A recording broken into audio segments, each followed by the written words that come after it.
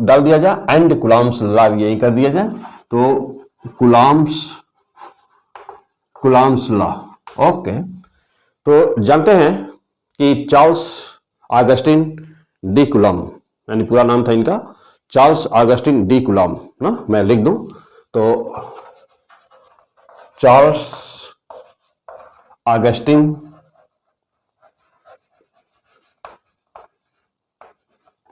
D coulomb. Okay, 1785। कहां से रहने वाला? फ्रेंच। यह पेशे से मिलिट्री इंजीनियर था ना, तो ये पेशे से मिलिट्री इंजीनियर, और इनकी पोस्टिंग थी न्यूजीलैंड ना, वहां पे न्यूजीलैंड में नहीं था, वेस्ट इंडीज में ना, वेस्ट इंडीज। तो ये लगभग 1785 के पहले ना, 1785 का 1776 में ये अपने देश वापस आए फ्रेंच, और वहां पर इन्होंने अपना जो भी पढ़ाई था इनका बीटेक का ना, इन्होंने किया था, इंजीनियर थे पेशे से, तो इन्होंने दो चार्ज के बीच लगने वाला फोर्स क्या है उस पर स्टडी शुरू किया। इनके पहले क्या यही पहली बार किए थे? नहीं, इनके पहले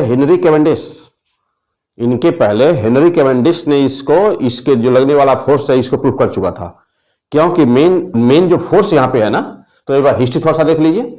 Coulomb's law, unit of charge अभी हम लोग डिस्कस करेंगे, पहले कूलम्ब्स लॉ डिस्कस करेंगे, फिर यूनिट ऑफ चार्ज डिस्कस करेंगे। Charles Augustin de coulomb 1785, military engineer, French का रहने वाला, फ्रांस ना, फ्रेंच बोलते हैं रहने वाले को, तो फ्रांस के रहने वाले फ्रेंच, और या वहां पे सर्विस करता था वेस्ट इंडीज में। ओके, अच्छा, तो इसने क्या किया कि, तो पहली बात है कि हेनरी कैवेंडिश जिसने इनवर्स स्क्वायर ला दिया, कि मींस कहीं पर फोर्स प्रोपोर्शनल होता है 1/r² के, तो हेनरी कैवेंडिश पहले प्रूव कर चुका था, लेकिन इसी के बेस पर कूलम्ब्स ने अपना इलेक्ट्रोस्टैटिक फोर्स की थ्योरी दिया। ओके, और क्या कहा कि दो चार्ज के बीच में हमेशा फोर्स लगता है, और उस फोर्स को यदि क्या कि right the point, there are always a force exist between two charges. This statement first given by Coulomb's, means कि Charles Augustin D. Coulomb in 1785, this statement first times given in the world, in the universe. Okay, but the inverse square law was given first by Henry Cavendish. चलिए, तो there are always a force exist between two charges, यानी कि कहीं पर भी दो charge है तो उनके बीच में एक फोर्स लगता है। अब वह फोर्स कितना होता है, और उस फोर्स का नाम इसने क्या रखा, उस फोर्स को कहा two charges. Okay, and this force is called electrostatic force. क्या नाम दिया इसने? Electrostatic force. ओके, चलिए अब आगे। फर्स्ट बहुत ही सिंपल थ्योरी है, नोट करें। यहां पर अभी जब इसके न्यूमेरिकल्स आएंगे तो that will be the most important points, कि कैसे हम कूलम्ब्स लॉ पे न्यूमेरिकल को सॉल्व करेंगे। तो क्या कहा इन्होंने? कहा कि कहीं पर भी कोई भी दो चार्ज हैं, तो उनके बीच में एक फोर्स लगता है, and that force is called electrostatic force. Okay, अब जो इनवर्स स्क्वायर लॉ था उसका इसने सहायता लिया कूलम्ब ने, और फिर क्या कहा कि जो फोर्स लग रहा है दोनों के बीच, इन दोनों चार्ज के बीच जो फोर्स लग रहा है, that force is directly proportional to the product of these two charges Q1 and Q2, और इनवर्स स्क्वायर लॉ का हेल्प लिया और देखा कि F proportional to 1/r², where r is the distance between these two charges Q1 and Q2, उनके बीच की distance r, बीच का distance are, तो कहा कि F proportional to 1/r²। Clear?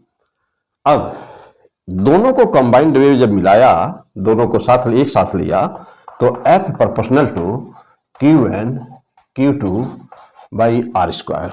Okay, अब यहां पे पॉइंट था कि यहां पे कांस्टेंट क्या आया जाए, यहां कांस्टेंट क्या हो। तो जानते हैं ना कि कहीं पर भी स्फेरिकल बॉडी ही ऐसी होती है कि जिसमें सिमेट्री होती है, स्फेरिकल, और उसका सरफेस एरिया कितनी होती थी, 4πr²।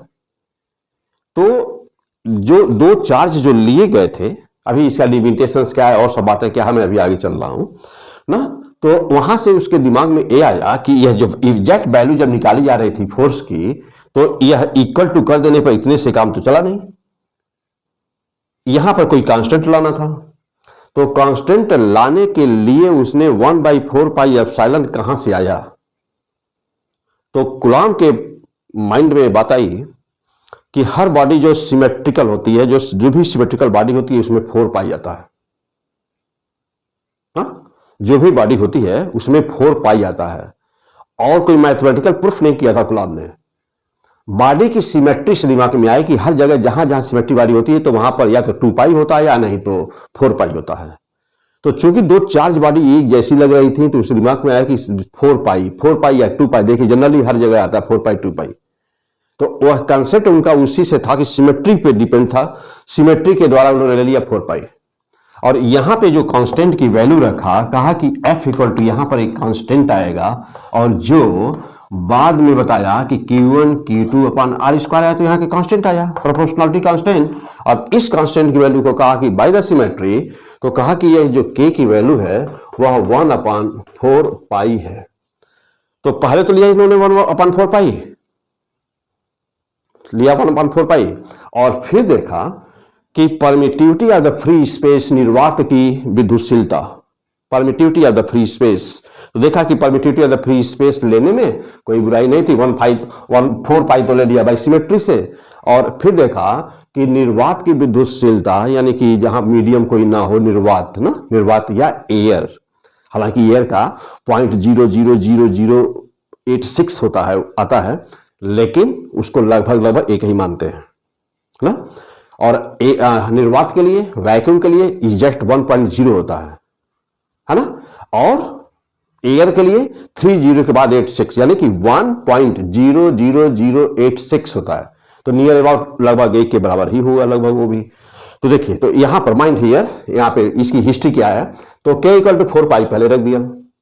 अब देखा कि यदि मीडियम की जब बात आई, तो देखा कि किसी मीडियम में यही दो चार्ज उतनी ही दूरी पर जब किसी मीडियम में रख दे रहे थे, तो देख रहे थे कि फोर्स की वैल्यू चेंज हो रही थी, बदल जा रही थी। तो जब फोर्स की वैल्यू बदल गई, तब इसे दिमाग में आया कि यहां पर 1/4π है, इसका मतलब कि मीडियम का भी यहां कुछ न कुछ चाहिए। तो एयर में के लिए, एयर में देखा कि जितना फोर्स एयर में था, तो उसको इसने मान लिया 1/4π, और नाम दे दिया एप्सिलॉन नॉट, यहां पे नाम दे दिया एप्सिलॉन नॉट। ओके, अब तो एक किसके लिए था, एयर के लिए। तो एयर भी बताया ना कि 1.00086 है, तो लगभग वही मान लेते हैं। तो देखिए, तो अब माइंड हियर, अब यहां के बराबर 1/4π एप्सिलॉन नॉट। अब एप्सिलॉन नॉट क्या था ना, एप्सिलॉन नॉट क्या था, तो एप्सिलॉन नॉट की वैल्यू, तो एप्सिलॉन नॉट इक्वल टू निकाला गया, तो 8.85 इंटू 10⁻⁻12 आया। और कितना, तो यह आया ना newton metre square upon coulomb square. तो this is the epsilon nought की वैल्यू ये थी। अच्छा, अब जा देखिएगा,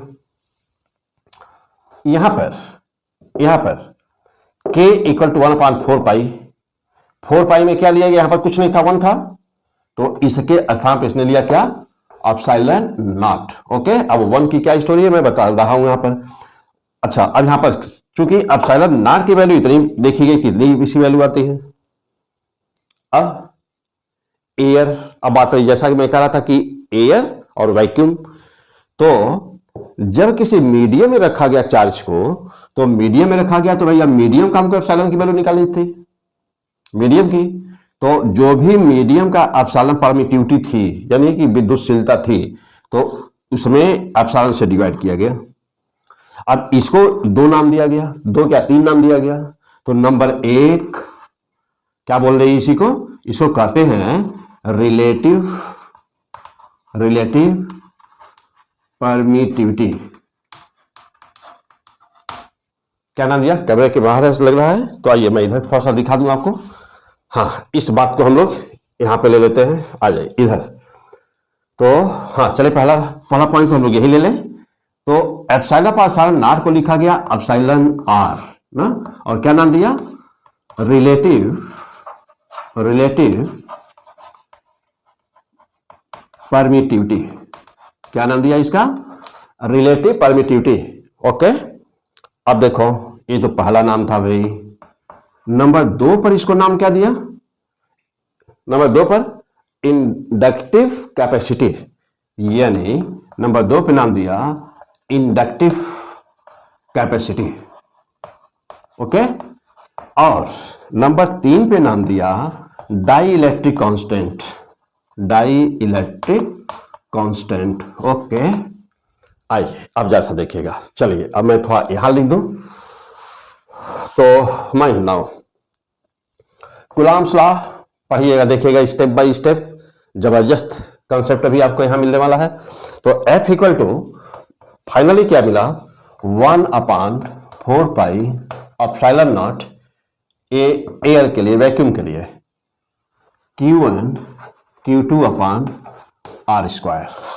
ये मिला ला। एक किस फॉर्म में है अभी, स्केलर फॉर्म। ओके, चलिए अब जा देखिएगा। तो यहां हम लोग बात कर रहे थे ना कि जब ये तो किसके लिए है, तो एप्सिलॉन की वैल्यू आ गई एप्सिलॉन नॉट फॉर किसके लिए ना, एप्सिलॉन नॉट। तो epsilon not for free space, या फॉर फ्री स्पेस की वैल्यू कितनी आ गई, देखिए 8.85 × 10⁻12 सो मच इसकी वैल्यू थी फॉर फ्री स्पेस के लिए। अब देखिए यहां पर हो गया भाई। हाँ, अब देखिए जब चार्ज को मीडियम में रखे तो क्या हुआ, तो ये तो वैल्यू बिल्कुल फिक्स थी इतनी, यह कांस्टेंट ये मान हो गया।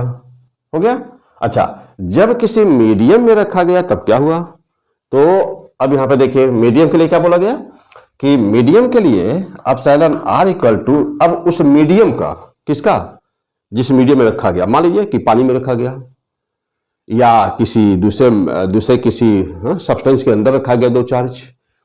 तो अब एप्सिलॉन आर बराबर कितना हुआ, एप्सिलॉन आर बराबर एप्सिलॉन अपॉन एप्सिलॉन नॉट, और इसको बोले के, क्या बोला इसको, के का मतलब क्या हुआ, डाई इलेक्ट्रिक कांस्टेंट या इंडक्टिव कैपेसिटी या डाइलेक्ट्रिक कांस्टेंट या रिलेटिव परमिटिविटी।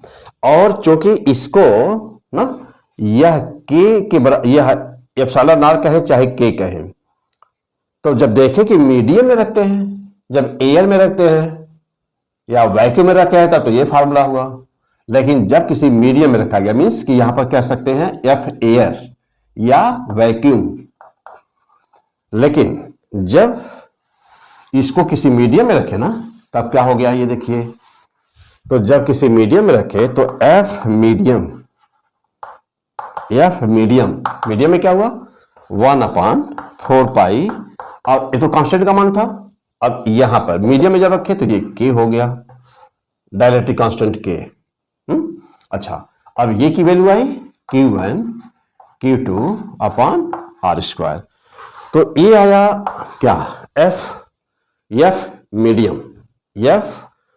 किसी मीडियम में जब रखे तो के क्या है, के उस मीडियम का डाइलेक्ट्रिक कांस्टेंट है। तो K equal to epsilon r equal to epsilon upon epsilon naught equal to क्या, डाई इलेक्ट्रिक कांस्टेंट। ओके, तो क्या यहां क्लियर हुआ, बस सिंपल सी बात है। कूलॉम्स लॉ क्या है? कूलॉम फ्रेंच साइंटिस्ट, सबसे पहले देखा कि दो चार्ज के बीच में इलेक्ट्रोस्टैटिक फोर्स लगता है। यह इलेक्ट्रोस्टैटिक फोर्स चार्ज के प्रोडक्ट के डायरेक्टली प्रोपोर्शनल होता है और उनके बीच की दूरी का जो डिस्टेंस है उसके स्क्वायर के इनवर्सली प्रोपोर्शनल होता है। First given by the Charles Augustin de Coulomb, French engineer. वही हम लोग आज पढ़ रहे हैं। ठीक, अब वह किस बात पर डिपेंड करता है? तो चूंकि वह प्रोपोर्शनलिटी कांस्टेंट की वैल्यू लेनी थी, तो प्रोपोर्शनलिटी कांस्टेंट की वैल्यू प्रूफ कर करके कोई रिजल्ट नहीं निकाला गया था। जो प्रोपोर्शनलिटी कांस्टेंट है उसकी वैल्यू ली गई थी by the symmetry of the space, by the symmetry of the charge bodies. इसलिए मैं कहूं आपसे कि कूलॉम के लॉ का क्या लिमिटेशन है, यानी कि इसका लिमिटेशन क्या है, मतलब कि यह कहां लागू होता है। तो इसीलिए जो कूलॉम का नियम है ना, वह केवल पॉइंट पार्टिकल्स के लिए लागू होता है। तो फिर मैं अभी आगे डिस्कस कर रहा हूं और ये सब बहुत ही मजेदार है, बहुत ही दमदार है सब कुछ कंसेप्ट। ओके, तो यहां तक क्लियर हो गया। तो ये तो पहले अभी स्केलर फॉर्म में इसकी वैल्यू हो गई। अब यहां देखना है हम लोगों को कि यह जो फोर्स आया वह फोर्स किस प्रकार का चार्ज रहेगा, तो फोर्स कैसा होगा और फोर्स लगा ही क्यों भाई, फोर्स क्यों लगा? दो चार्ज बॉडी के बीच फोर्स लगता ही क्यों है कि नहीं? तो बस कह दिए, लोग पढ़ाते हैं लोग तो कह देते हैं कि हाँ फोर्स लगा। अरे क्यों लगा? उससे पीछे तो कोई लॉजिक होगा। अब जैसे हमारे पॉजिटिव चार्ज है तो पॉजिटिव चार्ज से इलेक्ट्रिक फील्ड निकली, हम कहते हैं कि पॉजिटिव चार्ज से इलेक्ट्रिक फील्ड निकलती है, तो क्यों निकलती है? इसे कहते हैं कंसेप्ट, इसे कहते हैं पढ़ाई। ठीक, ओके, कमाल। अब जब देखिएगा तो अब ये हुआ कि कूलॉम फोर्स ना, तो जानते हैं कि पहले ही लेक्चर में आ चुका है कूलॉम फोर्स। तो पहले लेक्चर में डिस्कस कर चुके हैं कि इलेक्ट्रोस्टैटिक फोर्स दो प्रकार का होता है, क्योंकि दो बार देखे नहीं, अट्रैक्शन रिपल्सन दोनों हुए थे वहां पर। तो कूलॉम फोर्स दो टाइप का, यदि सेम चार्ज है, सेम चार्जेस, तो रिपल्सन होता है।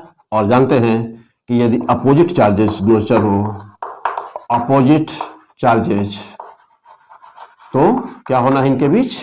ऑलवेज अट्रैक्शन होना है। तो दो अपोजिट के बीच में अट्रैक्शन वो होता ही है, जानते ही हो। और दो सेम के बीच हमेशा रिपल्सन, ये भी जानते हो, होता फर्स्ट क्लास। ओके, चलो आ जाओ। अब पॉइंट पे है कि ये फोर्स लगता ही क्यों है। अब पॉइंट है कि ये फोर्स लगा क्यों। चलिए अब जब देखो ये फोर्स लगा क्यों, फोर्स लगता ही क्यों है। आइए, तो पहले तो बात, ये फोर्स कितने टाइप के हो गए? दो टाइप के ना, पहले दो टाइप के। अब फोर्स लगा क्यों, पहले ये डिस्कस कर लें तब आगे चलते हैं। सपोज करिए कि यहां पर कोई चार्ज है Q1 और यहां पे कोई ये चार्ज है दूसरा Q2। ए प्लस मान लिया, ये भी नहीं प्लस ले लेते हैं, कोई भी प्लस हो माइनस हो डज नॉट मैटर। अभी बेसिक है लेक्चर ये इलेक्ट्रिक फील्ड का ना, अभी दूसरा एपिसोड है, तभी थ्योरी समझा रहा हूं। अभी खाली चार्ज की प्रॉपर्टी क्या होती है केवल बस यही पढ़े हैं हम लोग, और कूलॉम्स ला लिए हैं आज। चलिए, तो अब देखिए, तो यहां पर चार्ज देखा ही गया कि चार्ज मैं पीछे ना पार्ट 1 में डिस्कस कर चुका हूं सब कुछ। तो देखा ही गया कि चार्ज इलेक्ट्रोस्टैटिक्स और इलेक्ट्रोडायनामिक्स नाम के दो शब्द आते हैं। Electrodynamics means study of the charge in the motion, और इलेक्ट्रोस्टैटिक्स में study of the charge in the rest. जब चार्ज रेस्ट में होता है तो उसके चारों तरफ केवल इलेक्ट्रिक फील्ड पाई जाती है। मींस कि यह चार्ज है कोई, इसके चारों तरफ कि यह इसकी इलेक्ट्रिक फील्ड है। ध्यान दीजिएगा जबरदस्त। ओके, तो ये इसकी इलेक्ट्रिक फील्ड है। कहां तक इलेक्ट्रिक फील्ड, कहां तक? ओके, जहां तक बना पाओ वहां तक, यानी इलेक्ट्रिक फील्ड की रेंज कहां तक? Up to infinity. तो इसकी भी, और जस्ट ऐसे ही इलेक्ट्रिक फील्ड होती है।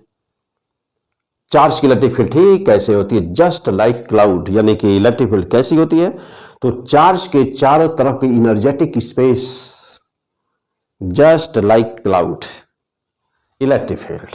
तो इलेक्ट्रिक फील्ड ना कैसा, just like cloud, just like cloud, जैसे जैसे फॉग होता है ना ठंडक के मौसम में, जनवरी के मौसम में, वैसे just like the cloud, dense, जैसे कोहरा टाइप का, ऐसे होती है इलेक्ट्रिक फील्ड। जहां इलेक्ट्रिक फील्ड ज्यादा डेंस होगी, जहां इलेक्ट्रिक फील्ड डेंस होगी वहां ज्यादा ना, ज्यादा डेंसिटी ज्यादा होगी। जहां दूर दूर होगी वहां इलेक्ट्रिक फील्ड की वैल्यू कम होगी। तो this is the electric field. Okay, अब जो दूसरा ए चार्ज है तो इसका भी तो इलेक्ट्रिक फील्ड है। चलिए अब इसकी इलेक्ट्रिक फील्ड है ना, अब बोलिए अब ये कहां तक, अप टू इन्फिनिटी। इसकी इलेक्ट्रिक फील्ड इधर कहां तक, इसकी भी कहां तक, अप टू इन्फिनिटी, और इधर अप टू इन्फिनिटी, उधर up to infinity. Okay, this is the electric field. Electric field is what? The space around a charge in which any other small minute charge experiences a force. That surrounding space is known as the electric field. That surrounding space is known as the electric field. Okay. किसी भी charge के चारों तरफ का वह क्षेत्र, वह area जिसमें किसी दूसरे चार्ज को, छोटे से छोटे चार्ज को रख दें और वह एक फोर्स का अनुभव करे, तो वह क्षेत्र, वह एरिया वैद्युत क्षेत्र कहलाती है, इलेक्ट्रिक फील्ड कहलाती है। ठीक, आइए अब जैसा देखिए भाई, अभी एक्चुअली हो क्या रहा है। तो पहली बात यह कि जैसे हमने कहा कि इलेक्ट्रोस्टैटिक फोर्स, तो अब पहले तो ये हमको समझना पड़ेगा कि फोर्स होता ही क्या है कि नहीं, फोर्स होता ही क्या है। तो अब यहां पे एक, आइए अब हम थोड़ा सा इसको हटा दें, इलेक्ट्रिक फील्ड तो थोड़ा सा जगह बनाया जाए। देखिए अब आ जाइए, अब पॉइंट आता है कि पहली बात यह है कि फोर्स होता ही क्या है, फोर्स क्या है। तो हम लोग पढ़ेंगे न्यूटन्स लॉ, मौसम में फोर्स, अभी ना वहां पे देखेंगे डीप में फोर्स क्या होता है। यहां पे हम थोड़ा सा आपको इंट्रोडक्शन दे देते हैं, फोर्स क्या होता है। तो आप क्लास 6 से पढ़ते आ रहे हैं कि व्हाट इज द फोर्स, और जानते हैं कि मैं आपसे पूछूं कि फोर्स क्या होता है, तो आप कहेंगे कि force is that external cause which try to change or changed the position of a body. यानी कि बल वह बाह्य कारक है जो किसी वस्तु के स्थान को या तो परिवर्तित कर देता है या करने की कोशिश करता है। लेकिन ये छोटे बच्चे थे तो क्लास 6 में तो सही था, लेकिन अब क्या यहाँ पर जब आप कॉम्पिटिशन की तैयारी कर रहे हैं, आप 12th में हैं, फाउंडेशन से स्टूडेंट हैं, फर्स्ट ईयर सेकंड ईयर, या नहीं तो फिर जो है आप IIT का एग्जाम देने जा रहे हैं, नीट का एग्जाम देने जा रहे हैं ना, या इंडिया का कोई भी एग्जाम हो, ग्लोबल कोई एग्जाम देने जा रहे हैं, तो क्या डिफिनेशन चलेगा? नो, छोटे बच्चों को समझाया जाता है। यहाँ पर क्या है फोर्स की डिफिनेशन, तो आप कहेंगे कि फोर्स बात तो वही है, बात तो वही है, लेकिन बस वो लेवल की बात है। तो force, what is the force? तो force is the interaction between two bodies, other two fields, other two particles. What is this, what is the force? तो फोर्स कहेंगे कि force is interaction, force is, लिखिए मेरे साथ, force is interaction between two bodies और fields और particles. तो force is the interaction between two bodies, two fields or two particles which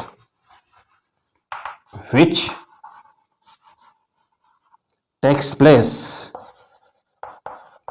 due to exchange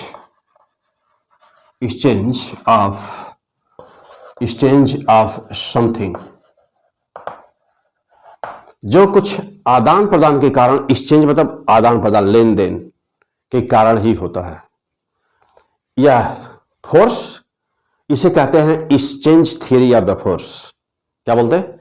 exchange theory of the force, and it was given by the जापानी scientist Yukawa इन 1935 ना, approx 1935।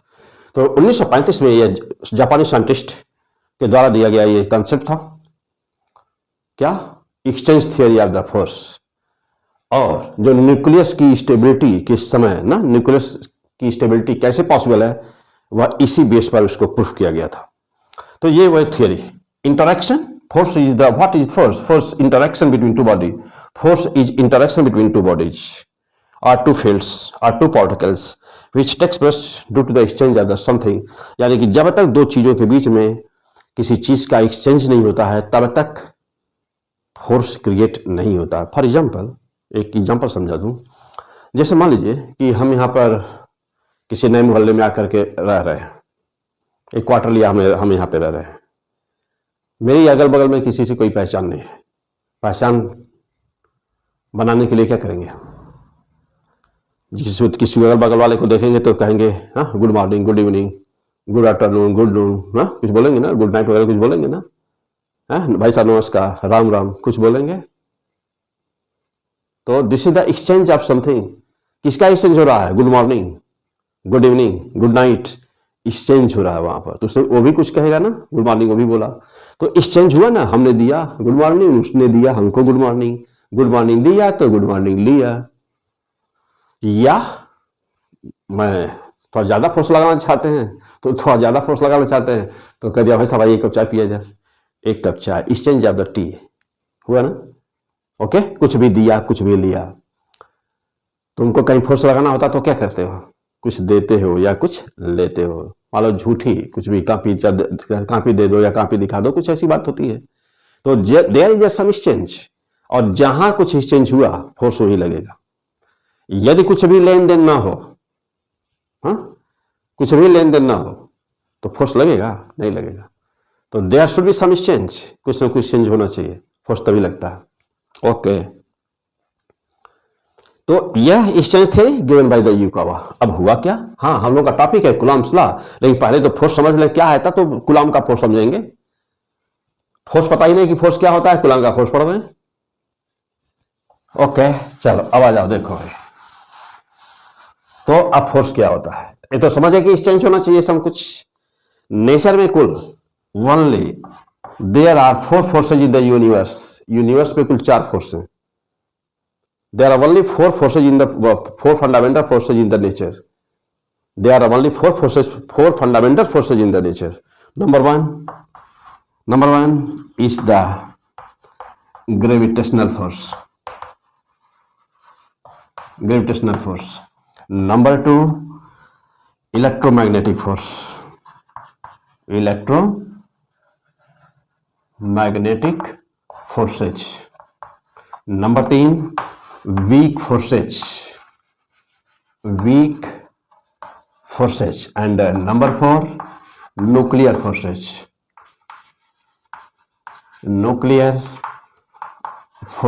अब मैं जब Newton's law पढ़ाऊंगा तो वहां पर मैं आपको यहां पर बहुत ही डीप स्टडी कराऊंगा इसकी, लेकिन यहां थोड़ी सी जरूरत जितनी है उतना बस जान जाइए आप। Gravitational force, this is the weakest force. Universe का सबसे कमजोर फोर्स यही है। तो weakest, nuclear force strongest. Okay, weak forces not weak, नाम इसका वीक है, and this was invented by Indian scientist S N. Bose, and this is the electromagnetic force. अब क्या देखिए, 4 फंडामेंटल फोर्स होते हैं मात्र। Only there are 4 forces. Newton's law में मैं डीप स्टडी कराऊंगा इसकी, यहां पर बहुत शॉर्ट में। अब क्या देखिए, तो जब बात हुई कि फोर्स तभी उत्पन्न होता है, हमने बोला कि फोर्स तभी उत्पन्न होता है जब किसी चीज का एक्सचेंज होता है, कुछ लेन देन होता है। तो सवाल यह है कि अब यहां किस फोर्स में किसका एक्सचेंज होता है? तो ग्रेविटेशनल फोर्स, नाम नोट करें, इसका हम थोड़ा जगह बनाते हैं, मिटाते हैं। ग्रेविटेशनल फोर्स में किसका एक्सचेंज? तो बस यहां नाम नोट करिए, फिर हम पढ़ेंगे न्यूटन्स लॉ मोशन में डिटेल। तो ग्रेविटॉन्स, किसका? ग्रेविटॉन्स क्या होता है मैं बताऊंगा आगे। ग्रेविटॉन्स नाम नोट हो गया। ग्रेविटॉन्स मिटाना है हमको, इसको जल्दी नोट करिए। ग्रेविटॉन्स, ग्रेविटेशनल फोर्स, गुरुत्वाकर्षण बल। अभी तक आप जानते थे कि अब जैसे Newton's law of gravitation, 1 kilo का 1 मास है, 2 किलो का 2 मास है। 1 किलो का 1 मास है, 1 किलो का 1 मास है। मान लो 2 मास है कोई, 1 kilo, 10 kilo, 20 kilo, 50 kilo, 100 kilo, कुछ भी, 2 पहाड़ है, 2 घर है, 2 बेंच है, जो कुछ भी, तुम्हारी 2 किताबों के बीच फोर्स लग रहा है। कौन सा force? Gravitational force of the attraction. हम दोनों के बीच फोर्स लग रहा है, हमारे तुम्हारे बीच में फोर्स लग रहा है, gravitational force of the attraction. 2 पहाड़ों के बीच, 2 मकानों के बीच फोर्स लग रहा है, 2 बेंच के बीच में फोर्स लग रहा है, gravitational force of the attraction. तुम बैग में अपने 2 पेन रखे हो, दोनों पेन के बीच में फोर्स लग रहा है, gravitational force of the attraction, Newton's law of the gravitation. ये फोर्स लगता क्यों? ग्रेविटांस, there are some exchange between two pens in your bag. तुम्हारे बैग में दो पेन रखे हुए, उनके बीच में एक्सचेंज हो रहा है, दिखाई पड़ रहा? नहीं पड़ेगा। क्यों? ग्रेविटांस देख नहीं सकते ना। और क्या होता है मैं आपको और बताऊंगा अभी डीप में। न्यूटन्स लॉ ऑफ मोशन, क्या पढ़ रहे हो? Physics, this is the physics. Okay, I mind now. तो किसी भी, अब दो पत्थर हैं, उनके बीच में ग्रेविटेशनल फोर्स ऑफ अट्रैक्शन लगता है, Newton's law of gravitational force of attraction, F equal to G m1 m2 by r square, you know well. But how and why? क्यों लगता है, कैसे लगता है? ग्रेविटेशन या Newton's law of motion chapter में पढ़िएगा। ओके, वहां किसका एक्सचेंज हुआ, बस यहां पर भी जानिए किसका एक्सचेंज हुआ। उस पार्टिकल के नाम क्या था जिसका लेन देन हो रहा है? दो पत्थर के बीच में किसका लेन देन हो रहा है? ग्रेविटांस। तो यहां पर जानिए ग्रेविटांस। हो गया क्लियर? अब आ जाओ, कहीं पर भी दो चार्ज के बीच में, अब आया चार्ज आपका कूलम्ब्स फोर्स। तो कहीं पर भी दो चार्ज के बीच में, दो फील्ड के बीच में, या कहते हो कि फ्रिक्शन फोर्स। हम ये चाक हाथ में पकड़े हुए हैं, पकड़ने की क्षमता कहां से आई? कौन सा फोर्स लग रहा है? मसल्स। मसल्स को स्पेशल फोर्स होता है क्या? फ्रिक्शन फोर्स कैसे चलते हो? फ्रिक्शन ना रहे तो चल पाओगे उसमें जमीन पे? नहीं। तो फ्रिक्शन फोर्स किस में रहता है? उसका तो कहीं नाम में नहीं आया। रस्सी के अंदर टेंशन फोर्स कहां किस में रहता है? वो फोर्स तो चार ही होते हैं। तो जितने भी फोर्स तुमको दिखाई पड़ते हैं, muscles force, friction force, tension, रस्सी का टेंशन, सब कुछ इसी में लाइज करते हैं, इलेक्ट्रोमैग्नेटिक फोर्स में लाइज करते हैं। इसीलिए फ्रिक्शन फोर्स किस में रहता है? मैं पूछ दूं आपसे कि फ्रिक्शन फोर्स कौन सा फोर्स है? मैं कह दूं कि मैकेनिकल फोर्स है या थर्मोडायनामिक फोर्स है, ऐसे चार नाम बता दूं तो लग जाओगे उसी में कि किसका फोर्स है। होता ही नहीं ये सब कोई फोर्स। तो ये किस में लाइज करता है? फ्रिक्शन फोर्स किस में लाइज करता है? इलेक्ट्रोमैग्नेटिक नेचर का। इसीलिए जो फ्रिक्शन फोर्स होता है, घर्षण बल होता है, उसका नेचर इलेक्ट्रिक होता है, वह इलेक्ट्रिकल नेचर का फोर्स होता है। क्यों होता है? न्यूटन्स लॉ ऑफ मोशन में पढ़ोगे, फ्रिक्शन चैप्टर, वहां पे डिटेल में बताऊंगा क्यों होता है।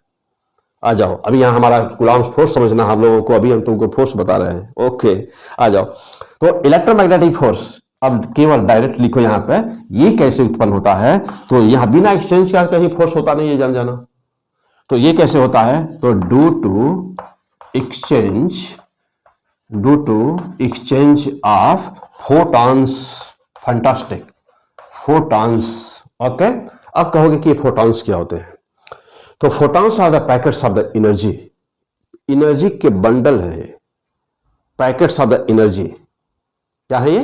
Packets of the energy. और इनकी एनर्जी कैसे होती है? E बराबर एन एच न्यू होती है, जहां पे एन पूर्णांक संख्याएं हैं, 1 2 3 4 5 पांचटी पूर्णांक संख्याएं हैं। E equal to n h nu. H क्या है? Planck constant. न्यू क्या है? फ्रीक्वेंसी। ये सब फिर बाद में डिस्कस होगा, यहां भी जितनी जरूरत है वहां जल्दी से। तो due to exchange of the photons, यानी कि दो कूलम्ब के बीच में, तो यानी कि यह भी पक्का हो गया कि कूलम्ब का फोर्स ऐसे वैसे नहीं लगा था। कूलम्ब का फोर्स इसलिए लगा हुआ था क्योंकि वहां पर फोटॉन का एक्सचेंज हो रहा था। ओके, अब तो कभी जब इस चैप्टर में पढ़ा रहा था अपने स्टूडेंट को, तो मैंने बताया कहीं पे पढ़े हुए थे कोटा वगैरह में, यहाँ वहाँ पढ़ के आए थे। तो जब मैं पढ़ाने लगा तो उसमें से एक लड़का कहा कि सर आज तक तो मैं पढ़ा 4-5 साल तैयारी कर चुका हूँ, लेकिन ये तो पता ही नहीं था कि फोर्स लगता क्यों है। लोगों ने तो यही पढ़ाया था कि फोर्स लगता है इतना, यह बराबर 1/4πε Q1 Q2/r स्क्वायर कर बोला गया था, ये नहीं बोला गया था क्यों लगता है। और ऐसे कह रहा था कि ऑनलाइन में कहीं आली आला कोई पढ़ाता तो कह रहा है कि बस वैसे, हाँ यह बराबर 1/4πε Q1 Q2/r स्क्वायर होता है। यार इतना तो किताब में लिखा, बच्चा इतना तो जानता है, उसको डीप में समझाओ ना कि वो क्यों होता है। फिलहाल टॉपिक हम लोग का अपना है। Okay, come on. Electromagnetic forces, तो due to the exchange of the photons, कैसे? अभी हम लोग का वही टॉपिक है, डिस्कस करने जा रहे हैं। Next, week forces. तो एक साल यहां पर यह क्वेश्चन जब अलग से होता था पेपर, तो पेपर उठा के देखिएगा एक बार। IPU medical entrance exam Delhi ना, दिल्ली यूनिवर्सिटी का, वहां पर पूछा गया था कि वीक फोर्सेज किसके एक्सचेंज के कारण होते हैं। तो जब कभी अच्छा पेपर सेटर मिल जाता है, जब अच्छा पेपर बनाने वाले हो जाते हैं, अच्छा कंपटीशन यूनिवर्सिटी एग्जाम ले रही होती है, तो वहां पर हायर स्टडी की बात होती है, तब आली आला नहीं चलते हैं, एरू गैरू लोग नहीं चलते तब ना, क्योंकि उनको तो पता ही नहीं कि बोसान क्या होता है। फिलहाल okay, come on the point. तो weak forces, come on the इस पॉइंट पे। तो वीक फोर्सेज, तो अब क्या वीक फोर्सेज क्या होते हैं? जहां पर भी वीक फोर्सेज है ये क्या, तो जहां पर भी सेल्फ स्पॉन्टेनियस चीजें बदल रही होती हैं, जस्ट लाइक न्यूक्लियस के अंदर सपोज करो कि एक पार्टिकल दूसरे पार्टिकल में कन्वर्ट हो रहा होता है सेल्फ ऑटोमेटिकली। ओके, तो वहां पर कहते हैं कि वीक फोर्स लग रहा है। उसका नाम पड़ा वीक, एसन बोस ने दिया, उसका नाम पड़ा वीक। किसी भी हिस्ट्री है मैं बताऊंगा कि क्यों उन्होंने वीक बोला था इसको। ओके चलो, तो अब ये किसे कारण से होता बेटा?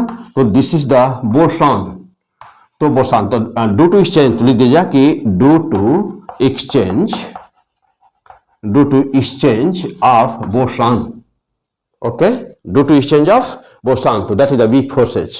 Okay come on, and now the last force which is the responsible to bound the nucleus, यानी कि न्यूक्लियस को स्टेबल रखने के लिए, स्टेबिलिटी के लिए, न्यूक्लियस की स्टेबिलिटी के लिए जो फोर्स रिस्पॉन्सिबल है, that is called nuclear forces. अब यह न्यूक्लियर फोर्स क्यों होता है, कैसे होता है, मॉडर्न फिजिक्स में पढ़ा जाएगा। तो न्यूक्लियर फोर्स क्यों होता है, कैसे होता है, वहां पढ़ा जाएगा। लेकिन यहां पर हम लोग एक्सचेंज की बात कर रहे हैं, तो किसके एक्सचेंज के? तो due to exchange of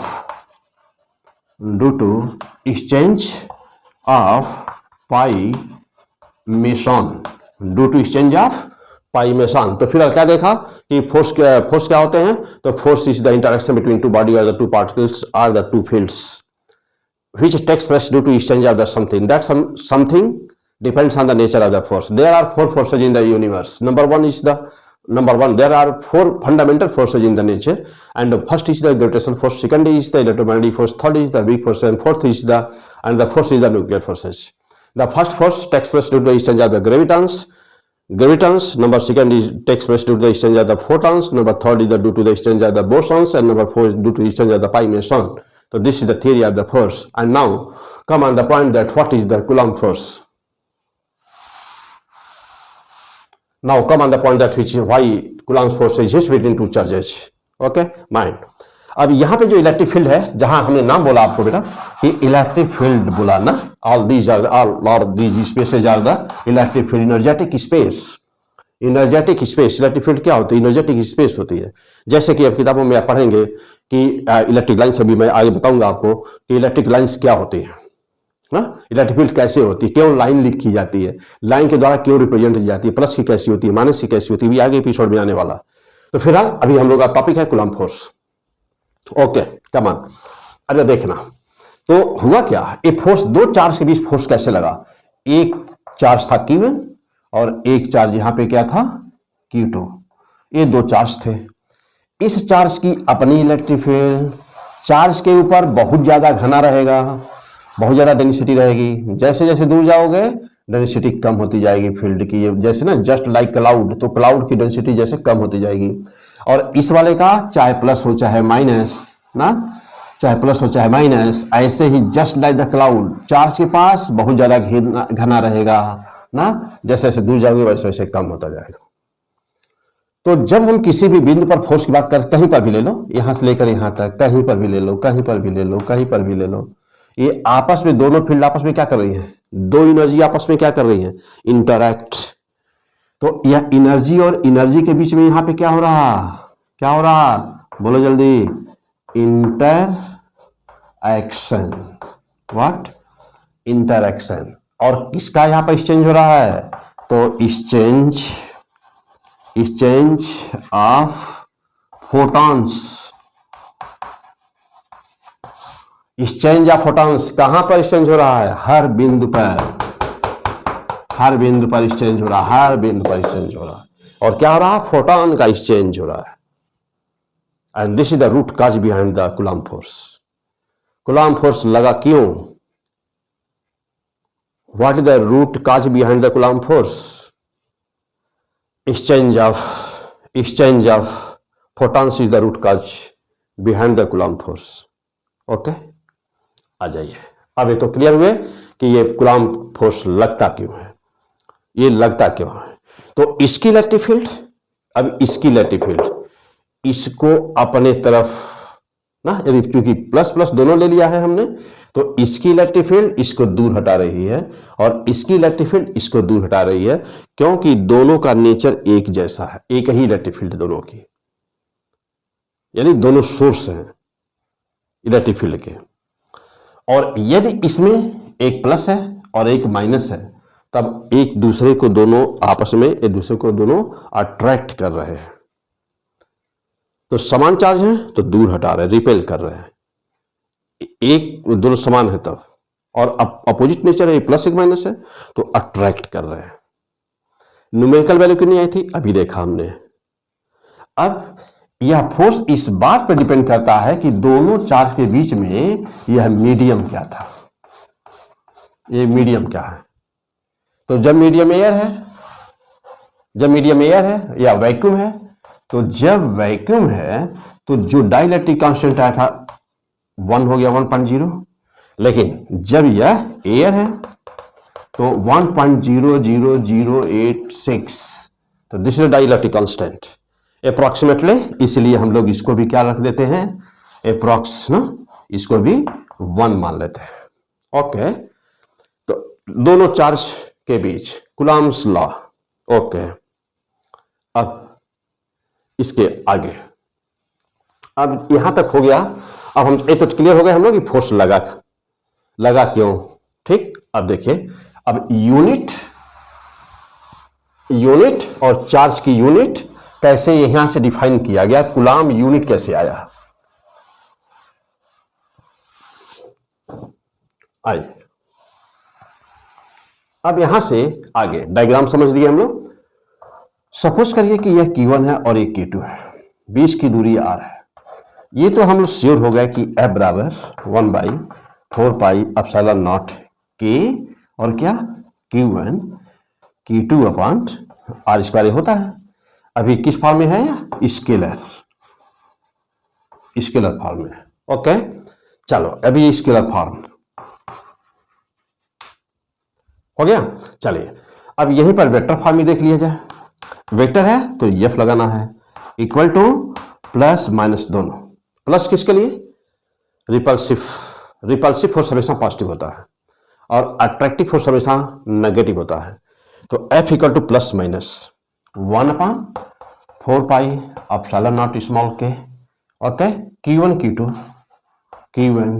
Q2 upon R² into, अब वेक्टर है ना, लेफ्ट हैंड वेक्टर है तो ये स्केलर क्वांटिटी है। वेक्टर बनाने के लिए क्या करोगे, यहां पर एक यूनिट वेक्टर लगा दिया जाए, एक यूनिट वेक्टर लगाना पड़ेगा ना, वेक्टर बनाना है। तो वेक्टर बनाने के लिए क्या करते हो, यूनिट वेक्टर से मल्टीप्लाई कर देते हो। चलो अब जा साइकिल लाइन और आगे, प्लस माइनस 1/4πε0 के Q1 Q2 अपॉन माइंड, यहां क्या लिख सकते हैं, डिस्टेंस है vector R upon mod of R, लिख सकते हैं कि नहीं, यूनिट वेक्टर के स्थान पे लिख सकते हैं। चलिए यहां क्या था, R²। ओके, चलिए हो गया। अब और आगे बढ़ा जाए, चलिए अब इसको हम हटा दें। हाँ, अब आ जाओ, this is the vector form. एक लाइन और लिखिए आगे, F बराबर प्लस माइनस 1/4πε0 के, ओके, Q1 Q2 अपॉन क्या, यह मॉड ऑफ R के बराबर ही होना है, R² पहले से था, R³ वेक्टर R। ओके, तो this is the vector form of the Coulomb's law, this is the vector form of the Coulomb's law. Clear, चलिए और आगे। अब ये हुआ, अब बेटा ये हुआ कि एयर के लिए K की वैल्यू हम लोग 1 ले लेते हैं। अब जो बचा 1/4πε0, इसकी वैल्यू कितनी हुई, इसकी वैल्यू कितनी हुई ना, तो इसकी वैल्यू होती है 9 इंटू, इस कांस्टेंट की value 9 into 10 power 9, 9 into 10 power 9 इसकी वैल्यू। ओके, और क्या, newton metre square upon coulomb square, this is the constant. ये क्या है, 1/4πε0 की वैल्यू ये आई, सो मच, है ना। क्यों? 4 पाई एप्सिलॉन नॉट वैल्यू जानते हो। एप्सिलॉन नॉट बराबर कितना आया था 8.85 इंटू 10⁻12 क्या newton metre square upon coulomb square. तो सॉल्व कर दिया, ये वैल्यू आ जानी है, ये वाली वैल्यू आ गई। यहां तक क्लियर? फर्स्ट क्लास, नोट करिए। आइए अब यहां से गुलाम ने एक गुलाम का डिफिनीशन दिया, क्या बोला? आगे बढ़ा जाए बेटा, चलो। बहुत ही फैंटास्टिक, सब कुछ, हाँ सब कुछ स्टेप बाय स्टेप समझते जाइए, सब कुछ एकदम जीरो लेवल से स्टार्ट करिए और पहुंचिए उस लेवल पर, उस चैप्टर में कि जिसके आगे कोई जरूरत ना हो। जहां तक आपके आईआईटी एडवांस तक के क्वेश्चंस आते हैं वहां तक, ओके आ जाइए, कमान। लेकिन पहले बेस को मजबूत करिए, चैप्टर का डीप नॉलेज वाले इकट्ठा करिए। चलिए ओके, अब आ जाओ। तो अभी देखा कि F बराबर 1/4 pi epsilon not Q1 Q2 upon R square. Now what is 1 coulomb? 1 coulomb, what is the 1 coulomb, है ना क्वेश्चन। चलिए, amount of charge that amount of the charge, charge कितना ले लिया जाए, that amount of the charge, ये मान कितना था ना। तो एक लाइन लिखी पहले कि the amount of charges Q1 and Q2 when placed at 1 meter distance, 1 meter, तो charges Q1 and Q2 when placed at 1 meter distance and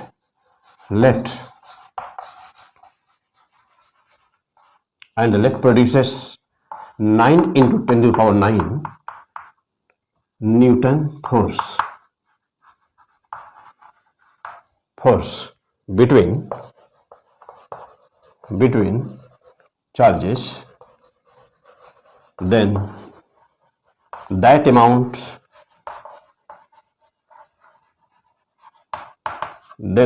is called coulomb. Then that amount is called 1 coulomb.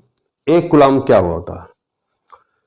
तो एक coulomb charge की वो मात्रा है कि जहां पर दो एक बराबर चार्ज, यानी बराबर मात्रा वाली वो मात्रा जो दो बराबर चार्ज 1 मीटर की दूरी पर यदि रख दिए जाएं, तो वह दोनों आपस में एक दूसरे के ऊपर 9 into 10 to the power 9 Newton का फोर्स लगाएं। 9 into 10 to the power क्या लिखा बेटा, 9 into 10 to the power 9 Newton का फोर्स लगाएं, तो वह अमाउंट कहलाता है 1 कूलम। तो this is the definition given by the coulomb, okay. तो दैट इज द 1 कूलम। फिर से देखो सही से, 1 coulomb the amount of charges Q1 and Q2 which placed at 1 meter distance and the lead produces 9 Newton per 9 Newton force then between charges, then that amount of the charge is known as 1 coulomb. तो यह था 1 coulomb का definition. अब ये जो definition 1 coulomb का था, ये कैसा डिफिनीशन था बेटा? ये था MKS definition, metre kilogram second, MKS system. अब सवाल हुआ कि इसका सीजीएस यूनिट क्या हुआ? इसका सीजीएस यूनिट क्या हुआ ना, सीजीएस यूनिट। तो 1 कूलम का सीजीएस यूनिट, तो 1 coulomb equal to 3 into 10 to the power 9 क्या ESU कहते हैं, सीजीएस यूनिट में कहते हैं इसको ESU, इलेक्ट्रोस्टैटिक यूनिट। क्या बोलते हैं? Static unit. शॉर्ट में क्या बोलते हैं? इसको ऐसे भी बोलते हैं स्टैट कूलम। क्या बोलते हैं, स्टैट कूलम। ओके, और तो ये इसका कौन सा है, ये सीजीएस यूनिट, यह स्टैट कूलम सीजीएस यूनिट, यहां पे लिख दो CGS unit. Okay, CGS unit of the charge of, this is the CGS unit of the charge. तो 1 coulomb into 3 into 10⁻⁹ ESUI stat coulomb. अब इसकी मैग्नेटिक स्केल पर भी यूनिट होती है, तो 1 कूलम इक्वल टू क्या होता है, 1/10 EMU, मीन्स इसको बोलते हैं ना एब्सोल्यूट EMU बोलते हैं, ऐप करके से AB EMU। ओके, तो यह भी कौन सा है, ये भी CGS यूनिट। तो ये था बेटा यूनिट ऑफ चार्ज की यूनिट क्या होती है। तो this is the unit of the charge, means कि 1 कूलम सीजीएस यूनिट क्या है, 1 कूलम इंटू 3 × 10⁻⁹ मैग्नेटिक यूनिट में भी, EMU में भी, और stat CGS unit, stat charge की सीजीएस यूनिट, तो स्टैट कूलम। ओके, तो कूलम का फोर्स क्या है, कूलम का फोर्स क्या है, कूलम का फोर्स कितना होता है, कूलम का फोर्स मीडियम पर कैसे डिपेंड करता है, कूलम का फोर्स क्यों लगता है, एक कूलम चार्ज का डिफिनेशन क्या है, उसका MKS यूनिट क्या है, उसका CGS यूनिट क्या है। हो गया यहां तक। ओके, आए अब यहां इसी टॉपिक में बहुत जरूरी है यहीं पर कि डिस्कस कर दिया जाए कि कूलम का लॉ का लिमिटेशंस क्या है। ओके, तो पॉइंट नोट करिए,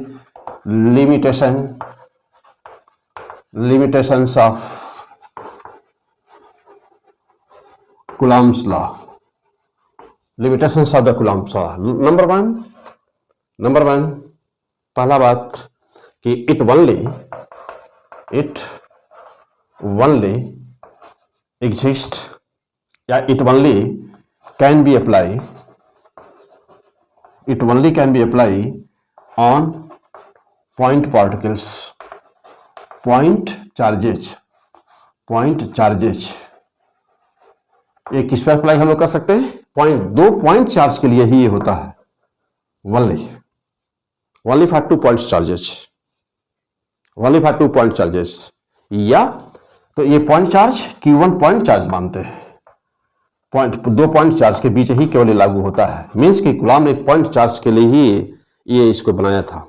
अब मान लीजिए कि हमारे पास यदि ये दो बाल है और ये सिमेट्रिक है ना, तो इस दो बाल के लिए पॉइंट फोर्स कितना लगता है, तो हम लोग एप्रॉक्स फोर्स निकालने के लिए क्या करते हैं, दोनों सिमेट्रिक हैं, तो जब सिमेट्रिक हैं तो मान लेते हैं कि इसका चार्ज इसके सेंटर पर होगा, इसका चार्ज इसके सेंटर पे होगा, तो Q1 और Q2 सेंटर से सेंटर की दूरी लेकर के पॉइंट चार्ज मानते हुए सॉल्व कर देते हैं। लेकिन मैं आगे न्यूमेरिकल में कराऊंगा आगे क्या कि यदि यहां पर एक पॉइंट चार्ज है और यहां पर एक रॉड है, ओके, ये पॉइंट चार्ज है, एक रॉड है, यहां कैपिटल Q चार्ज में दिया है, तो ये कैपिटल Q चार्ज यहां से यहां तक क्या होगा, यूनिफॉर्मली डिस्ट्रीब्यूट होगा, आगे भी न्यूमेरिकल में किया जाएगा ना, डिस्ट्रीब्यूट होगा।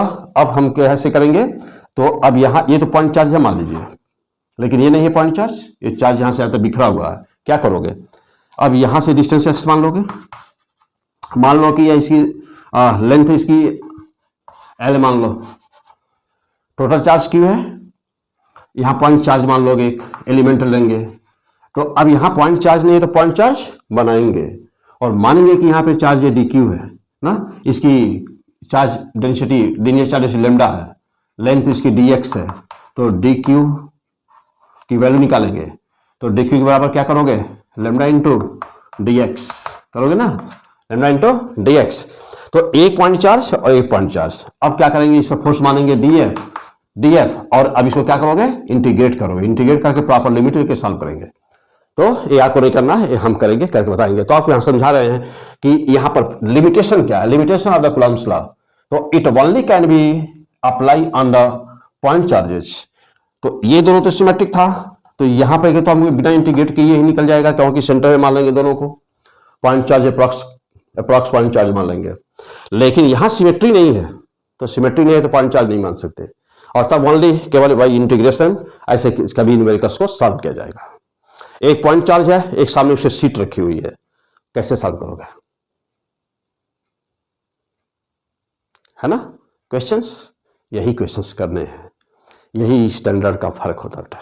Okay, come on point. इस सारी बातें हम लोग कभी करेंगे।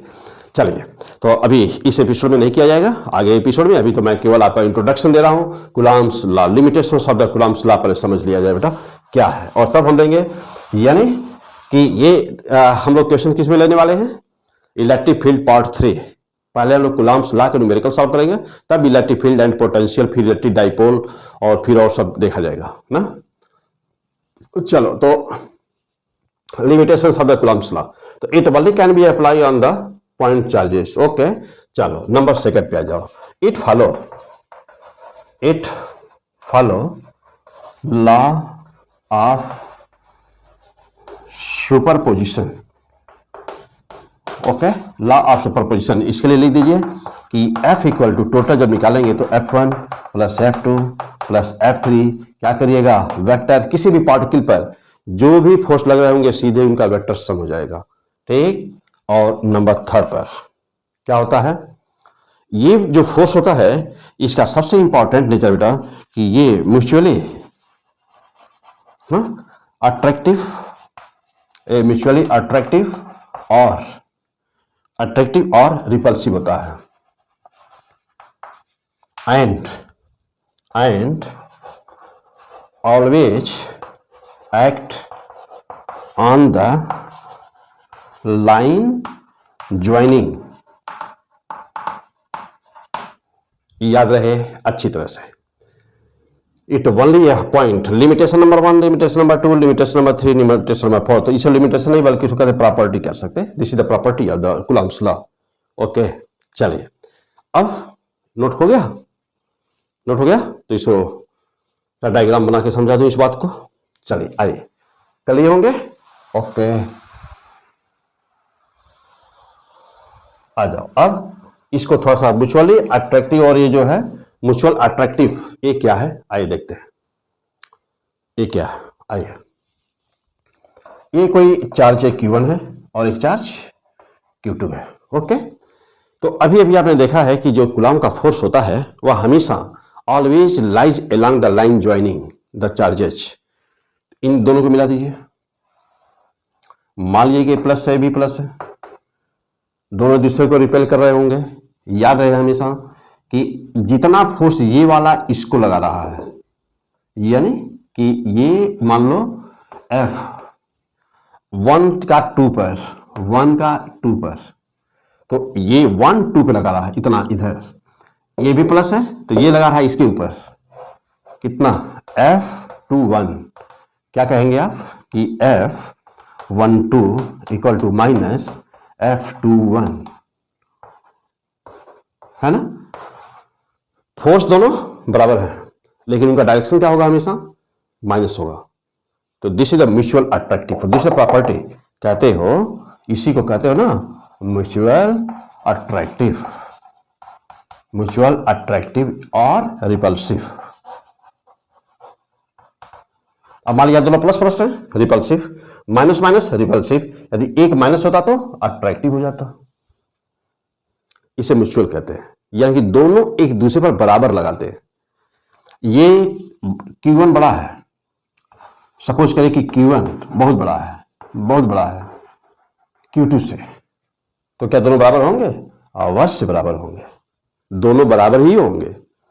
ठीक उसी तरह से जैसे एक आम पेड़ से यदि कोई आम गिर रहा है तो आम गिर रहा है या सेब गिर रहा है, इसलिए गिर रहा है कि उसका मास कम है। सेब भी पृथ्वी को उतने ही फोर्स से खींच रहा है ऊपर जितने फोर्स से पृथ्वी सेब को खींच रही है ना, पक्का। तो क्यों नहीं पृथ्वी ऊपर जाती हुई दिख रही है, क्यों सेब ही नीचे आ रहा है? इसलिए कि सेब का मास बहुत ही कम है, तो उतने फोर्स पर वह तेजी से एक्सीलरेट होने लगा पृथ्वी का मास इतना ज्यादा है कि उतने फोर्स से इसके ऊपर कोई प्रभाव नहीं पड़ा। ठीक, वही चीज यहां पर है। दोनों फोर्स एक दूसरे के ऊपर बराबर लगा रहे हैं, दोनों फोर्स एक दूसरे के ऊपर बराबर लगा रहे हैं, लेकिन ओके, जिसका चार्ज बहुत ज्यादा होगा और जिसका चार्ज बहुत कम होगा, दोनों बराबर फोर्स का अनुभव करेंगे। अब इसमें से जिसका मास ज्यादा होगा उसका एक्सेलरेशन कम होगा, क्योंकि ये बराबर है बाई m। ओके, तो this is the concept of the Coulomb's law, coulomb का फोर्स। एक बात और, अगला प्रॉपर्टी कि दो चार्ज के बीच जितना फोर्स लगता है, that force does not depend on the, किस पर, on the presence of the any third charge. Means एक पॉइंट मेंशन कर दें कि फोर्स ऑन एनी चार्ज ना does not depend on presence of, on the presence of any other charge। Okay, clear. तो यह किसी दूसरे के प्रेजेंस पर डिपेंड नहीं करता। तो आज का एपिसोड यहीं समाप्त कर रहा हूं, और यहां से ठीक आगे ये था electric field part 2, Coulomb's force and the limitation of coulomb force. और ठीक यहां से आगे हम लोग इलेक्ट्रिक फील्ड का एपिसोड नंबर 3 आएगा। क्लियर। अब यहां से हम लोग क्या करेंगे 3 नंबर में, अभी जो प्रॉपर्टी हम लोगों ने देखा है तो कूलम्ब जैसे कि equilibrium position of the charges और the system of the charge ना, बहुत इंपॉर्टेंट लेक्चर होगा, तो जरूर उसको देखना है। सिस्टमैटिक लिंक पहले 1 नंबर पढ़िए, फिर 2 नंबर, तब फिर 3 नंबर। ओके, तो आज का एपिसोड यही फिनिश करता हूं, फिर मिलते हैं हम लोग इलेक्ट्रिक फील्ड के एपिसोड नंबर 3 में। Okay, best of luck. Okay.